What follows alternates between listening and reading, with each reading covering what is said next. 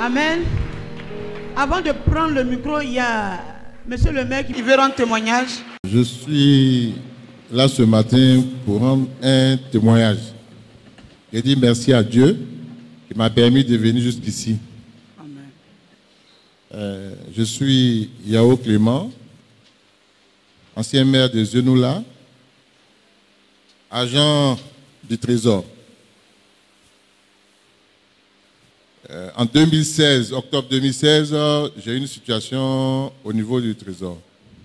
Et je me rappelle qu'en 2017 ou 2018, comme j'étais maire, je ne m'occupais pas de mon dossier. Et un matin, maman Emma, elle m'a convoqué à son bureau et je suis allé la voir. Nous avons échangé. Elle m'a dit, je ne vous connais pas de visage, mais votre nom est tellement célèbre. Parce que quand vous avez été maire, ça a pris tout le Trésor. Je dis Amen. Mais je connais une maman. Tiens son numéro, il faut l'appeler. Ou bien trouve-moi dans tel coin, on va aller ensemble. Et j'ai appelé maman Blandine, la prophétesse. Elle m'a dit, mon fils, le dimanche, tu fais quoi? L'église est derrière telle situation, derrière la Pérouse. Et je suis venu là. J'ai expliqué mon problème. Elle m'a dit, mon fils, ça c'est un petit problème. Dieu va résoudre ça. Je vais prier pour toi. Et quand elle a fini de prier, elle m'a dit, vas-y, c'est réglé. Mais nous, étant politiciens, on part tout le temps. Donc tous les dimanches, je ne viens pas. Mais souvent, je viens aussi. Et le 6 janvier de cette année, le ministre de la fonction publique m'a appelé pour me dire, viens prendre ton papier. Tu es remis à ta place. Waouh! Est-ce que ça ne s'acclame pas? Est-ce qu'on peut s'élever pour l'acclamer Dieu?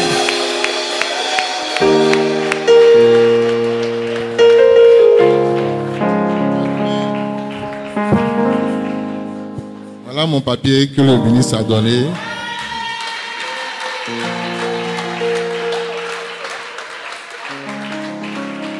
J'ai attendu 5 ans. 5 ans pour avoir ce papier. J'ai été convoqué devant tous les tribunaux. J'ai prié un jour, la dame qui me recevait au tribunal, c'est une dame très exigeante. Quand je suis arrivé, elle m'a dit, asseyez-vous, on va vous attendre, mais après ça, vous partez à la maison. Mais j'avais prié à la veille, je ne croyais même pas. Alors, elle est chargée de tout ce qui est détournement ou bien d'autres choses.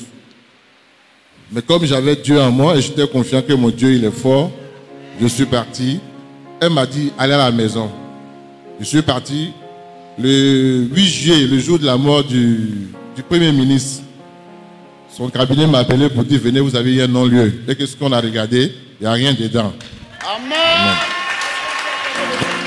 Je voulais dire merci à Dieu ce matin, qui vraiment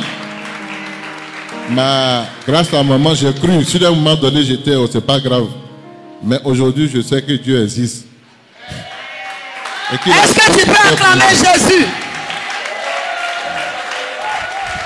Mais je rendrai témoignage quand je vais finir. Le ministre a donné mon papier, mais j'attends que maman prie encore pour que le trésor m'appelle incessamment. Donc je dis merci à Dieu. Maman, que Dieu te bénisse. Est-ce que tu peux acclamer le roi de gloire? Est-ce que tu peux acclamer le lion de la tribu de Juda? Waouh, ça c'est un grand témoignage. Ça c'est un très grand témoignage.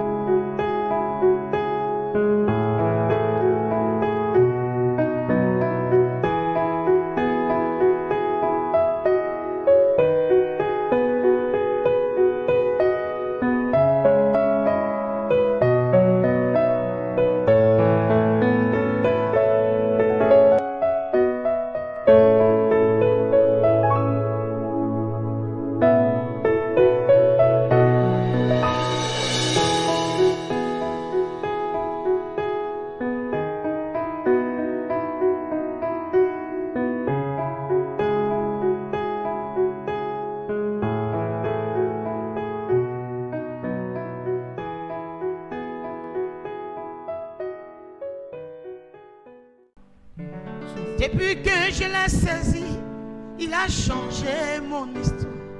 C'est pourquoi je le loue, c'est pourquoi je l'adore, c'est pourquoi je le chanterai toute ma vie.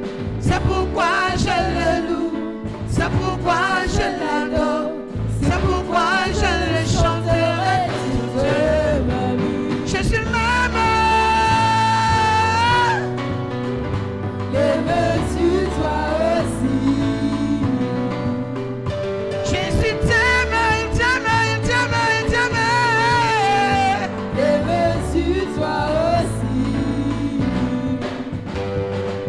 Depuis que je l'ai saisi, il a changé ma vie. Depuis que je l'ai connu, il a changé mon histoire. C'est pourquoi je le loue, c'est pourquoi je l'adore, c'est pourquoi je le chanterai toute ma vie. Jésus t'aime. L'aimes-tu toi aussi? Jésus m'aime, il m'aime, il m'aime, il m'aime. L'aimes-tu toi aussi? Va-t'en le diable, va-t'en, va-t'en célibat loin de moi. Oh, va-t'en, va-t'en, va-t'en, va-t'en, va-t'en, va-t'en loin de moi. Donne ta dîme à Dieu. Donne tes offrandes à Dieu. Donne des actions de grâce à l'Éternel. Parce qu'il est merveilleux.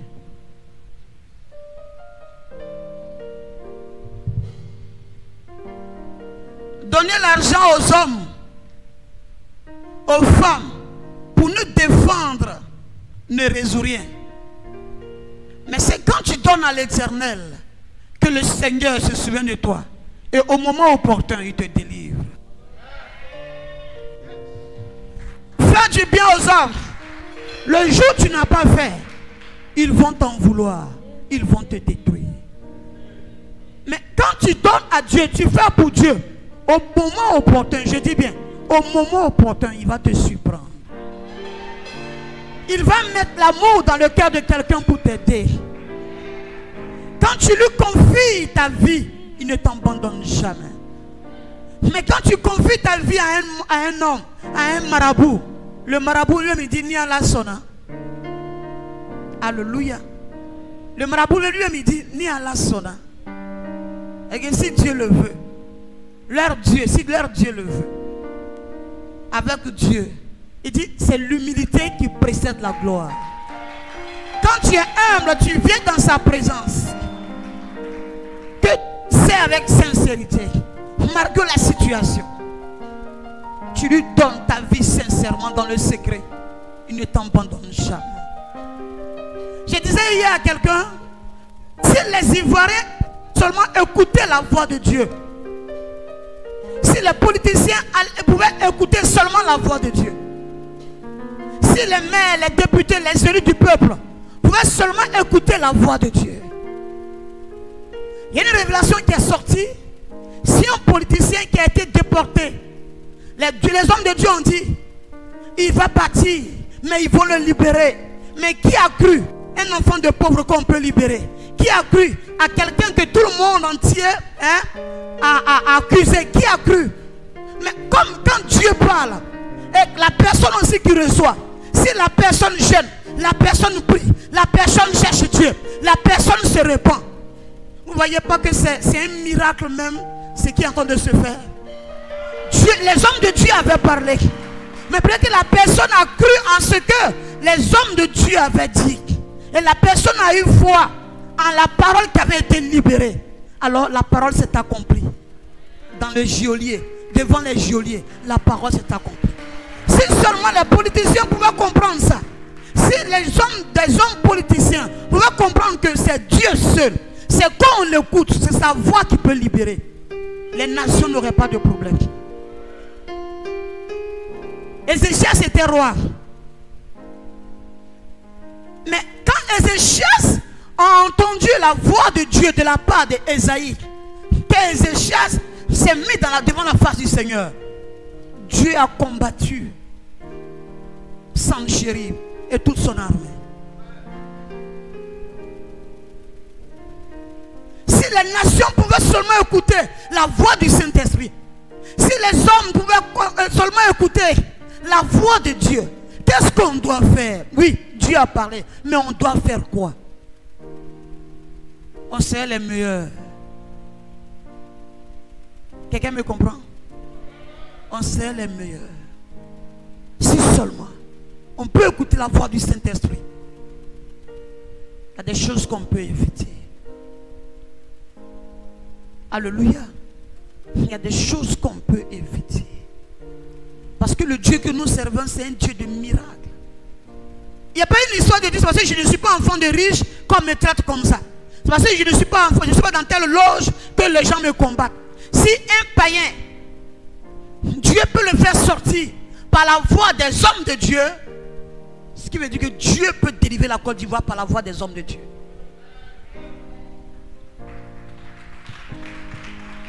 Il y a les témoignages qui sont palpables devant nous. Les hommes de Dieu ont prophétisé. Et avec le temps, la prophétie a marché. Ça a marché un peu. Devant les grands du monde. La prophétie a fonctionné. La prophétie a fait taire ça. La prophétie a sémé la confusion. La prophétie a marché. Elle s'est développée. Elle a mis une muraille de feu. Elle a protégé. On dit, oh, ils ne vont plus venir, ils vont mourir. La prophétie a travaillé. Et la prophétie travaille. Parce que la parole de Dieu ne retourne pas à lui sans avoir fait effet. Une prophétie, quand elle est libérée par de vrais hommes de Dieu, elle ne perd dans le temps. Quel que soit le temps, elle va opérer. Parce que c'est Dieu qui a parlé. Et quand Dieu parle, la parole, elle est puissante. Elle descend avec les anges. Ce sont les anges qui travaillent. Alléluia. Alléluia. Alléluia. Si Dieu a parlé sur ta vie, attends le temps de Dieu. Ne te précipite pas. Ne cours pas. Quand c'est vraiment, je parle de Dieu. Je ne parle pas de, je ne sais pas, mais je parle du vrai Dieu. Et c'est le vrai Dieu qui a parlé. Avec le temps, ça va s'accomplir. La prophétie ne dépend pas de ta sainteté, de ta deuxième femme que tu as épousée, qu'elle soit chrétienne ou musulmane. Mais comme c'est les gens des ouïes qui ont parlé, elle devait s'accomplir. Pour que le monde sache qu'il est Dieu. Alléluia. Alléluia. Si on prend le cas de Jacob, la prophétie avait été donnée avant que lui ne vienne. On dit le plus petit sera le plus fort. Le plus petit va dominer le plus grand. Mais la prophétie a marché. Il est né. Il a grandi. Il a pris la place de son frère. Parce que sa mère, Rebecca, savait. Non, la prophétie a fonctionné. La Bible dit, Isaac devait bénir Ésaü. Mais la prophétie a parlé à Rebecca. La prophétie de la maison, ça a bougé. Rebecca est venue dire, c'est pas ce que la révélation a dit. La prophétie a donné la place qu'il devait avoir à Jacob. Jacob va chez Laban. La prophétie est encore combattue par le diable parce que lui il aime Rachel. Et le monde lui donne Léa. L'esprit malin lui donne Léa. Le diable veut bloquer sa prophétie, alors il lui donne Léa. Parce que le diable a vu que s'il prenait Rachel avec beaucoup d'enfants qu'il allait faire avec Rachel, le monde, ça veut dire qu'Israël allait être sauvé. Alors il faut lui donner Léa pour bloquer la prophétie, pour limiter sa prophétie. Alors il prend Léa. Il y a plusieurs personnes qui ont pris Léa et leurs prophéties n'ont pas été quelque part. Alors qu'il devait prendre Rachel. Dis à quelqu'un amen. Ils devaient prendre Rachel, ils ont pris Léa. Et leurs prophéties ont été bloquées. Tu veux que je parle? Tu veux que je continue? Il y a des gens qui ont pris Léa. Jacob a pris Léa. Ce n'est pas Léa sa femme de destinée, c'est Rachel. La preuve, ce sont les entrailles de Rachel qui ont fait sortir un premier ministre. Il a eu plusieurs enfants. Et les derniers enfants qu'il a eu avec Rachel ce sont ceux-là. Tu as accompli dans sa vie la révélation. Ce n'était pas les premiers enfants. Ce n'était pas Zaboulon, ce n'était pas Nephtali, ce n'était pas Lévi, ce n'était pas Judas. Ce n'était pas tous ces enfants-là, ce n'était pas eux. Ils devaient être très beaux. Mais ce n'était pas eux. Il a fallu que l'amour que Jacob porte à Rachel, alors que lui il vient quelque part, il voit là-bas, il voit, mais on lui propose Léa. Dis à quelqu'un, je refuse Léa. Je ne veux pas de Léa. Le monde l'a vu, le regard lui propose Léa. Ce n'est pas Léa qui est sa femme de destinée. Mais il va faire comment? Il prend Léa. Et sa vie est catapultée. Rien ne va chez lui. La confusion. Il prend Léa, après Léa c'est la servante de Léa. Mais comme il voulait sa destinée, son beau-père qui est son nom qu'on appelle Laban lui impose encore 7 années de travail. Au lieu de 7 ans pour partir, il lui donne encore 7 ans. Il dit c'est ça pour prendre Rachel. Parce que Jacob était un enfant de Dieu. Était un homme de Dieu. Il savait où c'était ta destinée. Donc on lui incombe encore 7 années. Il doit travailler encore pendant 7 ans. Il dit j'accepte cette humiliation. Parce que moi, je veux Rachel. Que Rachel ne soit pas bien. Qu'elle soit comme si. Parce que je sais que dans ses entrailles va sortir Benjamin. Dans ses entrailles va sortir Joseph. Alléluia. Alléluia. Alléluia. Malheureusement, souvent nous nous sommes connectés au Léa. Comme garçon, on s'est connecté au Léa. Alléluia. Mais Dieu va transformer l'histoire de Jacob par les entrailles de Rachel. Dis amen avec moi. Dis amen avec moi. Dis amen fort. Dis amen fort. Dis amen fort. Dis amen fort. Alléluia. C'est pas mon thème. Mon thème ce matin c'est la rancune. Mais le Saint-Esprit m'envoie dans ça.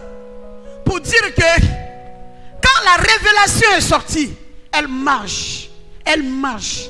Elle marche. Elle va marcher. Elle va marcher. Et la révélation marche très souvent pour une personne de destinée. Pour une personne qui a un plan accompli selon Dieu. La révélation ne marchera pas pour une personne qui bafoue l'autel de Dieu. La révélation ne marchera pas pour une personne qui n'aime pas Dieu. Mais la révélation marchera pour une personne sur qui Dieu peut compter. Parce qu'il y a les âmes à gagner. Parce qu'il y a des gens à convertir. Parce qu'il y a des gens à convertir. Plusieurs ont eu la révélation mais ils sont morts. Ils n'ont pas vu la révélation s'accomplir. Parce que Dieu a vu qu'avec eux, ils ne pouvaient rien faire. Pourquoi mettre un linceul blanc dans un pot brisé, dans un pot sale? Pourquoi salir le linceul blanc dans un pot sale? On met le linceul blanc dans un pot propre pour que le linceul blanc demeure blanc. Le linceul blanc, c'est le Saint-Esprit. Il a besoin d'un corps blanc pour prospérer, pour avancer. Quand tu as une mission terrestre selon Dieu bien-aimé, quels que soient les combats, que le monde entier s'unisse contre toi, que l'ONU s'unisse contre toi, que la CEDEAO se mette ensemble. Quand tu as un plan selon Dieu, quand Dieu veut opérer avec toi bien-aimé, ils ne peuvent rien faire. Est-ce que tu écoutes la voix de l'Esprit ce matin? Ils ne peuvent rien faire. Que tout ton village s'attaque à toi. Que tout le canton s'attaque à toi. Que ta famille te jette, ils te vendent comme ils ont vendu Joseph. Pourquoi on vend Joseph et puis c'est Potiphar qui l'achète? Qui est Potiphar? Potiphar est auprès de Pharaon. Mission à accomplir. Dis à quelqu'un, j'ai une mission à accomplir. Mission accomplie. Dis à quelqu'un, j'ai une mission à accomplir. J'ai une mission accomplie. Est-ce que quelqu'un me comprend? Si tu me comprends, tu vas acclamer Jésus.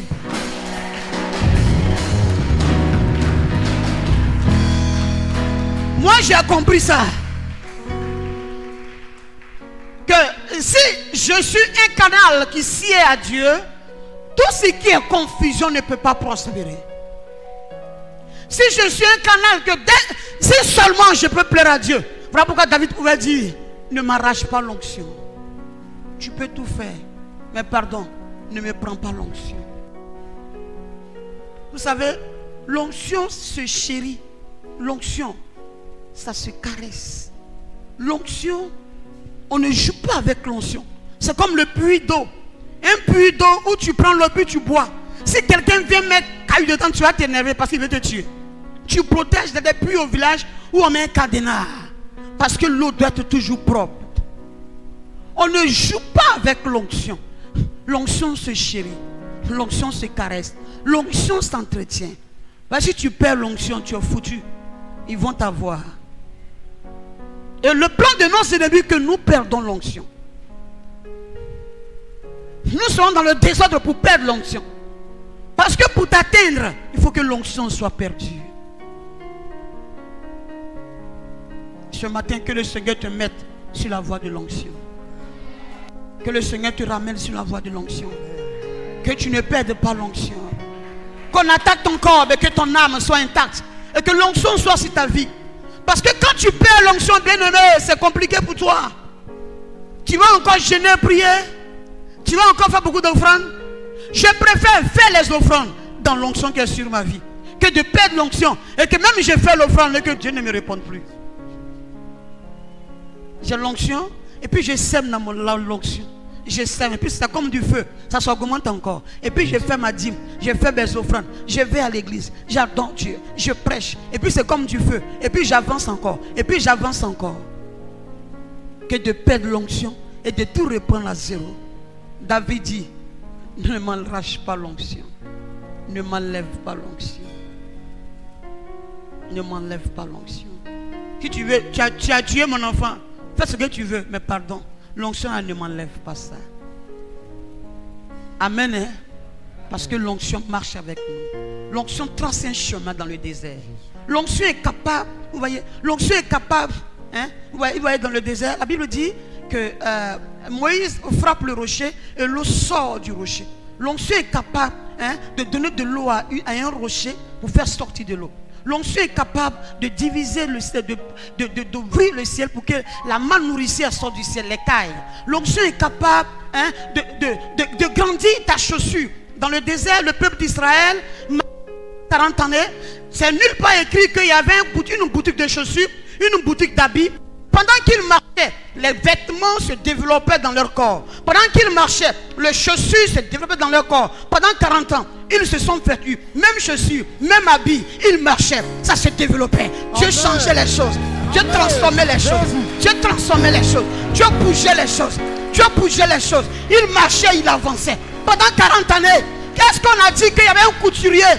Est-ce qu'on a dit qu'il y avait les magasins de changement d'habits? On n'a pas dit ça. On dit, pendant 40 ans, ils marchaient, ils sont arrivés.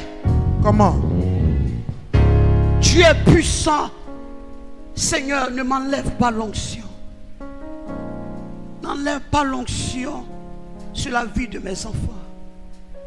Répète après moi, Seigneur, ne m'enlève pas l'onction. Ne m'enlève pas l'onction. Une personne sur qui l'onction est posée, c'est un tampon. Quand ça est sur ta vie, bien aimé, partout où tu vas, les gens vont dire, oh mais lui là c'est un pécheur, elle là c'est une pécheresse, c'est elle là même là. Mais Dieu a mis son onction sur lui. Dieu a mis son onction sur elle. Et tu ne sais pas quand il se met dans sa faiblesse, qu'est-ce qu'il dit à Dieu? Tu ne peux pas réussir un combat contre de telles personnes. Tu ne peux pas réussir un combat. Si tu veux organiser toutes les stratégies du monde, tu ne peux pas. Regardez Israël. Dieu a mis son tampon sur Israël. Tous les combats contre Israël n'ont pas prospéré. Où est Pharaon? Où est Yasser Arafat? Où ils sont? Où est Saddam Hussein? Où sont ces geôliers, ces Goliaths qui ont combattu Israël? Où sont-ils? Israël est là. Un pays sans nation. Et la Bible dit, oh, la Bible est tellement réelle. La Bible est tellement réelle. Une révélation qui est sortie de la part de plusieurs hommes de Dieu dans l'Ancien Testament s'accomplit des années, des centenaires, multiplié par je ne sais combien. Ça s'accomplit. Dieu utilise l'ONU pour leur donner une parcelle. Et puis il y a une guerre qui se mêle encore, on dit la terre, on dit la bande de Gaza. Et ils ont la victoire, ils sont là. On les combat, ils sont là. On les casse, ils sont là. Dans le monde entier, ils ne sont pas nombreux, mais c'est eux qui règnent. Quand tu vas en Afrique du Sud, il y a un quartier qu'on appelle Santon. J'étais à Joburg et on parle de Santon. On dit, maman va à Santon, là-bas, là, c'est les riches qui sont là-bas. Et qui est là-bas? On dit, ce sont les Juifs. Ce sont les Juifs. Les hommes les plus riches, vous dites, c'est les Juifs. Après eux viennent les Indiens. Leur Dieu est fort. Qu'on le veuille ou pas, leur Dieu est puissant. Ils ont reçu plutôt la marque de l'esprit. L'onction est posée sur eux. Et ce Dieu, la matin, je veux que tu l'acceptes sincèrement. On souffre parce qu'on l'a bafouillé et on le bafoue. On ne prend pas ces choses au sérieux. Quand on dit alors de la main de Dieu, maintenant qu'on va commencer à courir partout. On dit, on n'a qu'à faire ça pour Dieu.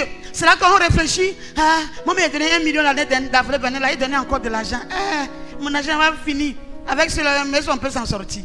Tu vas t'en sortir. Si tu ne t'en sors pas, oublie-toi. Mais ta génération peut s'en sortir.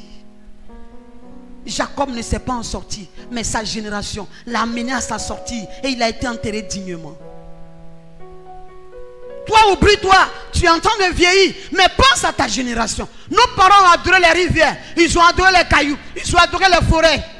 Eux, ils ne sont plus, mais c'est nous qui portons la peine de leurs iniquités. Les gens souffrent, les gens meurent n'importe comment. C'est le blocage, c'est le chômage, c'est beaucoup de choses parce qu'ils n'ont pas connu le véritable Dieu. Alléluia. Alléluia. Amen. Alléluia. Amen. Est-ce que tu peux acclamer ce Dieu-là? Est-ce que tu peux acclamer le roi de gloire, le lion de la tribu de Juda, le véritable Dieu? Aucun combat ne peut contre toi parce que tu as la marque de l'esprit sur toi. Parce qu'il y a, vous voyez? Asseyez-vous s'il vous plaît, asseyez-vous. Souvent on prêche ici et on vous dit faites l'œuvre de Dieu. Moi-même c'est ma prédication, toujours j'insiste. Depuis j'ai pris la Bible, depuis 2001, bientôt ça fait 20 ans que je prêche l'évangile. C'est beaucoup, hein? Amen. Le 5 mai, ça me fait 20 ans. Il n'a pas dit converti, hein. Il a dit je prends le micro, ça fait 20 ans. S'il n'y a pas un jour j'ai bloqué, hein, pour dire non, elle a rétrogradé un peu, elle a pris non. Depuis 2001 jusqu'à le 5 mai, là, ça me fait 20 ans. De la rue, en train de parler de Dieu, jusqu'à dans le temple de Dieu, ça me fait 20 ans. Les combats, ça me fait 20 ans. Amen. Amen. Alléluia. Amen. Voilà. De la jeunesse jusqu'à dans l'âge adulte, ça me fait 20 ans que je sers Dieu. Alléluia.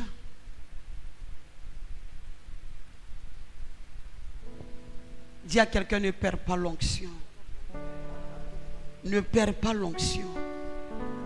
Dis à quelqu'un, ne perds pas l'onction. Ne joue pas avec l'onction. Que le Seigneur vous bénisse ce matin. Je suis vraiment content de ce jour-là. Que nous soyons là. Malgré le Covid-19, malgré tout ce qui s'est passé. J'ai parlé de l'onction. Dimanche prochain, je parlerai encore de l'onction. Mais aujourd'hui, je vais parler de la rancune. Ce que la rancune est capable de faire. Comment la rancune peut détruire. Comment est-ce que la rancune peut détruire? J'ai rendu ce témoignage parce que c'est un témoignage que les Ivoiriens ignorent. C'est un témoignage que le monde chrétien ignore. Alors que c'est un très grand témoignage. Hein? Et ça me rappelle un peu l'histoire de Joseph. Que toute une famille s'unit contre Joseph. On le met en prison. Et c'est lui qui devient premier ministre en Égypte. Et si tu as des témoignages comme ça, c'est par les témoignages qu'on peut se convertir. Les témoignages d'une personne peut amener plusieurs personnes à être gagnées à l'évangile. Il ne faut pas pétiller les témoignages des autres pour dire, c'est là, c'est quoi? Moi-même là, j'ai eu ça. Ça, c'est de l'orgueil. Le témoignage d'une personne peut t'amener à te convertir. Le témoignage de ta camarade peut t'amener à prendre conscience pour dire, si Dieu a fait ça pour elle, c'est que Dieu peut faire ça pour moi. Amen. Vas-y. Donc, je disais, mon thème, c'est la rancune. D'abord, c'est quoi la rancune? Amen. Amen. Le but d'une personne rancunière, ça termine toujours par la vengeance, par la destruction. Alléluia. Amen. Et ce que moi je sais, c'est que tous ceux qui ont un esprit de rancune ne prospèrent jamais. Quand tu es rancunier, que tu ne pardonnes pas. Quand tu es tout le temps en train de t'appuyer sur quelque chose pour parler contre quelqu'un, tu prends ton temps à chercher à détruire la personne, mais tu ne cherches pas à toi-même t'améliorer. Parce que tu es tout le temps en train de voir, quand tu vois la personne, ton cœur se coupe, tu veux que la personne meure. Amen. Tu ne te libères pas. Hein? Et ton rôle même, c'est de tout faire pour que tous ceux qui ne haïssaient pas la personne puissent haïr la personne. Tu vas amener les autres à haïr la personne. Parce que ton cœur est chargé contre la personne. La rancune est un démon qui vient de la sorcellerie. Une personne qui est rancunière est sorcière, même pas fini. Une personne qui est rancunière et qui ne pardonne pas assez, si tu pries Dieu, Dieu va t'ouvrir l'esprit, tu vas comprendre qu'il y a un esprit humain de la sorcellerie qui est à côté. Dis à Dieu, Seigneur, ouvre mon esprit, je vais voir qui je suis. Dieu va te montrer que tu es une sorcière ou tu es un sorcier. La rancune apporte la destruction. La rancune apporte... Quelqu'un peut te faire mal. Moi, quand j'ai mal, je l'exprime. Maintenant, quand je ne parle pas aussi, c'est que je pense que tu peux changer. Il y a deux, c'est que comme ça je fonctionne. Quand je ne parle pas, c'est que je crois que tu peux encore changer. Maintenant, quand je suis rassasié, tu vas le savoir. Je ne vais pas garder, mais tu vas le savoir. Je ne vais pas faire semblant. Parce que ce n'est pas biblique. Quand je suis fatigué, tu vas le savoir par mes actes, tu vas le savoir. Tu vas le savoir, forcé, tu vas le savoir. Mais je ne peux pas avoir quelque chose dans mon cœur. Et puis écoutez, les rancuniers sont très hypocrites. Un rancunier est très hypocrite. Quelqu'un qui est rancunier, comme il ne veut pas exprimer ce qui est en lui, il va faire semblant. Mais écoute-moi très bien. Si tu es là que tu es rancunier ou tu es rancunière, tu ne prospéreras pas avec ça.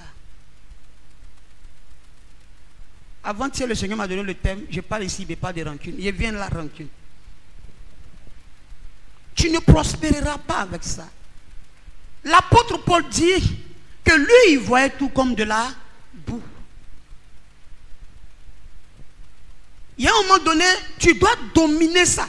Si quelqu'un t'a fait du mal il y a longtemps, que c'est dans ton cœur, et tu lui souhaites un accident, tu lui souhaites la mort, tu souhaites même que la personne n'avance pas. Mais tu ne peux pas évoluer puisque l'esprit qui est en toi, c'est la sorcellerie. Et si toi, tu n'es pas plus loin que la personne, tu as eu problème. Dis à quelqu'un, libère ton cœur. Dis à quelqu'un, libère ton cœur. Le rancunier, il cherche toujours à avoir raison. Le rancunier cherche toujours à avoir raison. Mais si tu es rancunier, même en politique, tu es rancunier, tu ne pardonnes pas. Hein? Vous êtes des politiciens, vous êtes des rancuniers, vous ne vous pardonnez pas. Vous formez un complot contre l'autre, l'autre fois ce groupe, vous n'allez pas prospérer avec ça. Parce que le rancunier même là, quand tu vois tous les rancuniers de la terre là, ils ne sont pas allés quelque part avec ça. Parce que quand tu es rancunier et que tu jettes la salive, ça retombe sur ton front. Tu paieras le prix de ta rancœur. Tu paieras le prix de ce que tu fais aux autres dans le secret. Un rancunier ne prospère jamais. Surtout un homme de Dieu qui est rancunier. C'est dans son cœur. Il combat quelqu'un. Il est là. Il combat. C'est la même elle en train de prophétiser. Hein. Elle sera plus forte que moi. Hein. C'est là en train d'aller loin. Hein. Non, c'est lui qui va. C'est dans ton cœur. Quelque chose qui s'est passé il y a longtemps, tous les jours tu es dessus. Pendant 10 années tu es dessus. Quelque chose tu es dessus. C'est toi qui es dessus. Tu es une sorcière. Tu es une gouno. Tu es un gouno. Witch. Il y a quoi? Jésus lui-même là, ils l'ont flagellé, ils l'ont frappé, ils l'ont attaqué, ils l'ont mis à la croix. Il dit, Père, pardonne-leur, parce qu'ils ne savent pas ce qu'ils font. Il dit pardonne-leur. Si c'est ce qu'il faisait, n'allait pas me faire ça. Moi souvent on me dit, maman même, tu sais ça là, et puis tu ne réagis pas. Toi-même pourquoi tu as vécu ça là? Parce que moi, Dieu m'a appelé, mais c'est pour pardonner. C'est pour pardonner. Je vais pardonner. C'est à toi maintenant, si tu es intelligent, de dire que moi-même ce qu'ils ont de faire là, c'est pas bon. Je vais me repentir. J'ai jamais de leur parler, puis le Seigneur me dit non, il faut laisser ça. C'est pas à toi de leur parler. Eh bien, ils vont venir, c'est eux qui doivent venir te parler. Tu as besoin de l'onction, tu veux prospérer, tu veux aller dans ton ministère, tu veux aller loin, libère ton cœur. Tu es homme de Dieu, tu ne pardonnes pas, tu ne peux pas manifester la puissance de la résurrection, tu ne peux pas. Tu vois, dans ma révélation, oui, je vois, voilà, tout le monde voit, féticheur voit, marabout voit. Et les bébés même qui font rêve, ça se réalise. Tout le monde voit. Mais la prospérité financière, la percée dans tout ça, dans tout. Tu as maudit quelqu'un, il t'a fait mal, lui là, je le maudis. Tu es un sorcier. Ton ministère ne peut pas aller quelque part. Tu vas te mettre sous bâche. Tu te déplaceras avec tes tantes. Alléluia. Amen. Alléluia. Amen. Alléluia. Amen. Dans le cœur, tu appelles la personne, tu lui dis. Et puis après ça, c'est fini. Terminé. Ou bien s'asseoir chez toi à la maison, en train de parler de ça. Vous vous réunissez, vous parlez. Dans le travail, vous parlez. Quand une personne sort, c'est là. En 2012, elle m'a fait ça. Moi, là, il va vous passer pour évoluer. Mais si tu es en train de bloquer quelqu'un, peut-être que la personne m'a laissé, la personne a oublié, mais toi, tu es en train de bloquer quelqu'un. Et comme tu es en train de bloquer la créature de Dieu, est-ce que tu es sûr que tu peux évoluer avec ça?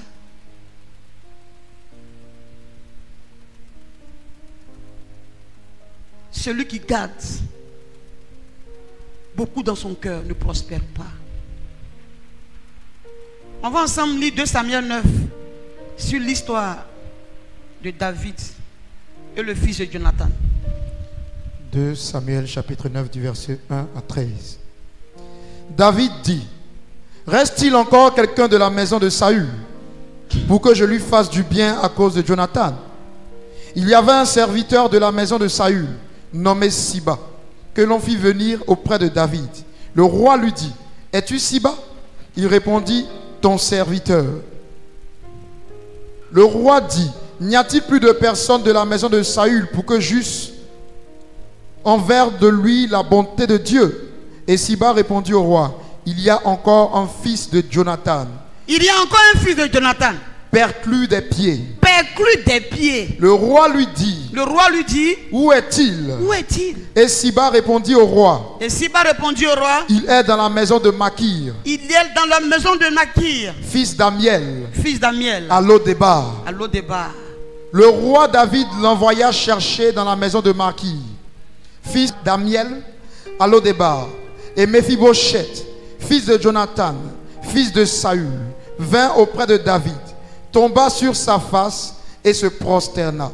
David dit: Méphibosheth. Et il répondit: voici ton serviteur. David lui dit: ne crains point, car je veux te faire du bien à cause de Jonathan ton père.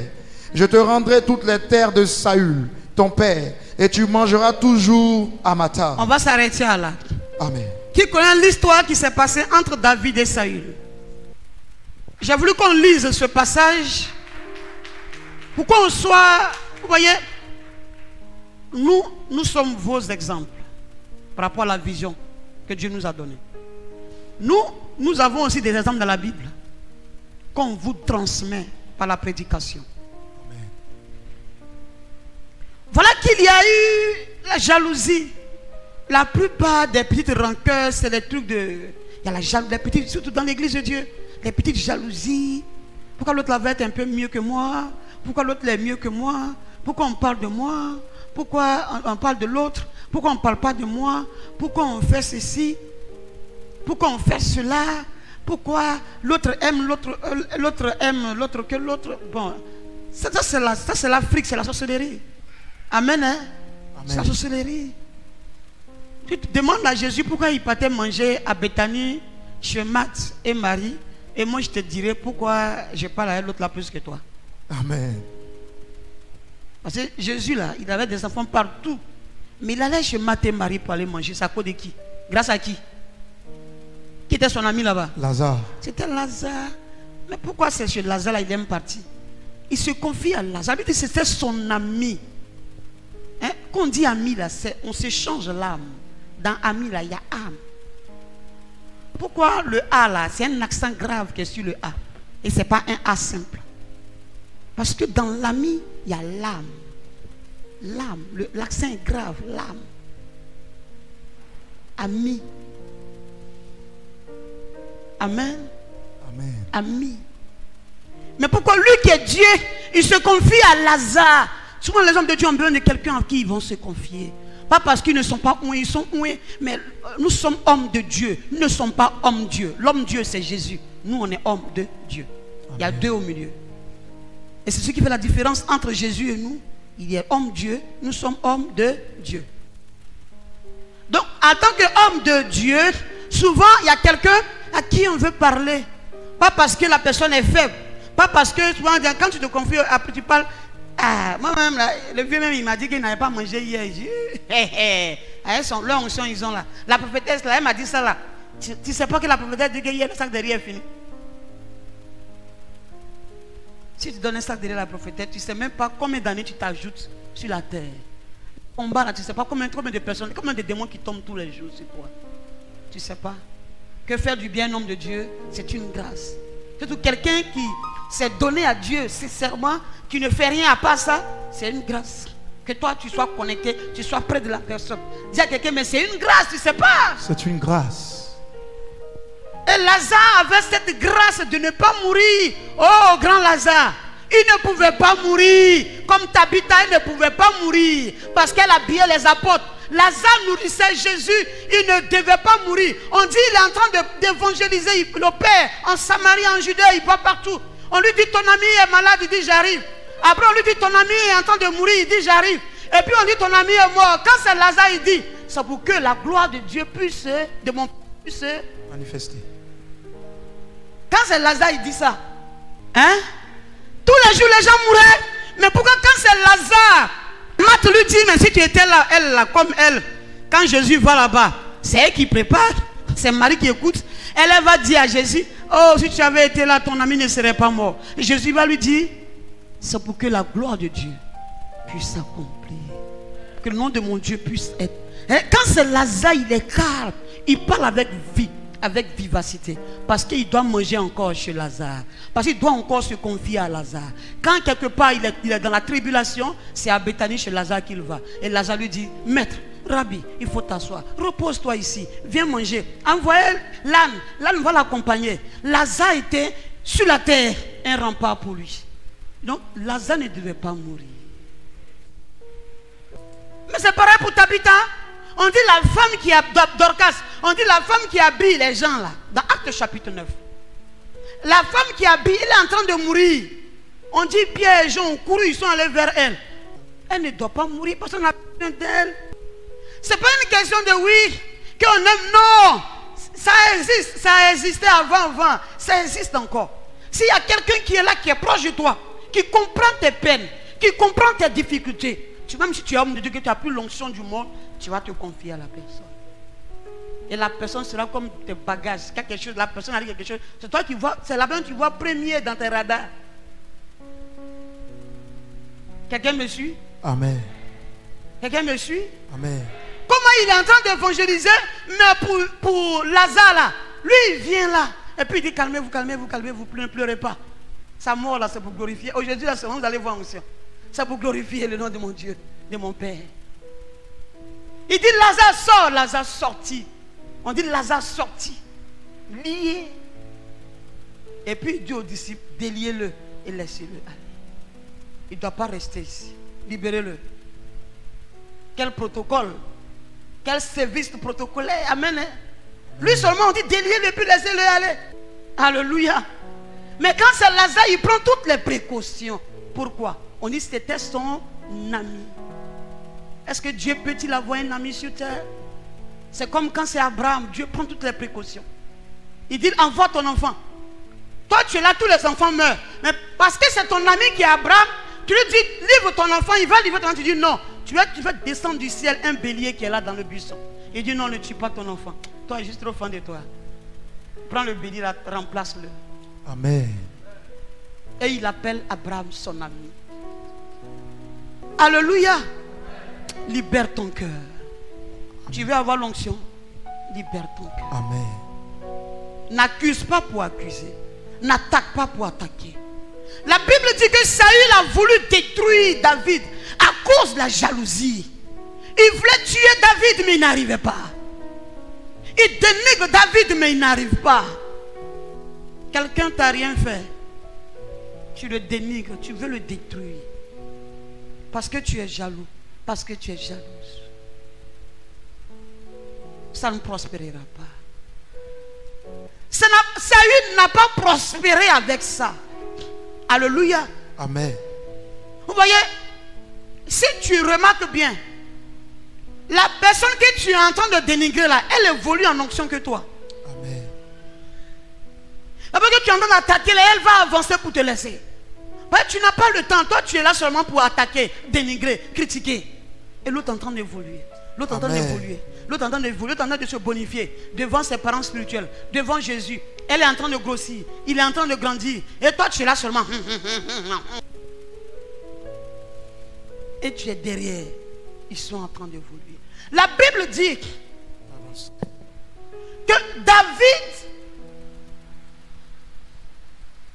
après qu'il a eu la victoire sur Saül, de Samuel 9, il va demander à Siba, est-ce qu'il n'y a pas quelqu'un dans la maison de Saül à qui je peux faire du bien? Si c'est toi, tu ne vas jamais dire ça. Tu vas dire, même si Jonathan il a fait quoi pour moi? Jonathan il m'a seulement averti. Petit-fils de Saül, moi je vais lui faire du bien. Saül a voulu me tuer. Saül a préparé des coups contre moi. Moi-même j'ai failli le tuer, mais après j'ai laissé. Un gars qui m'a humilié comme ça, moi, David, j'ai sauvé son petit-fils. Niet, je ne le ferai pas. Voilà pourquoi Dieu va dire de David que David est un homme selon son cœur. Pas parce que David n'était pas un pécheur, mais c'est le profond amour qu'il avait pour Dieu et le respect qu'il avait pour autrui qui a mené Dieu à dire, ce petit-là, c'est un homme selon mon cœur. Comment le roi David peut aller prendre quelqu'un là-bas? Pourquoi?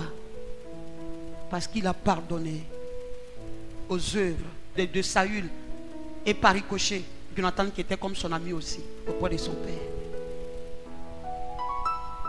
Le pardon libère.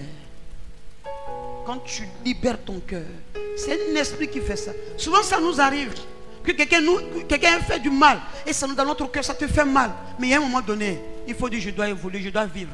Ça doit quitter mon cœur. Esprit humain, libère mon cœur. Je dois vivre, je dois évoluer. Mon ministère doit se développer. Mon ministère doit grandir. Parce que être rancunier peut t'amener à vendre quelqu'un.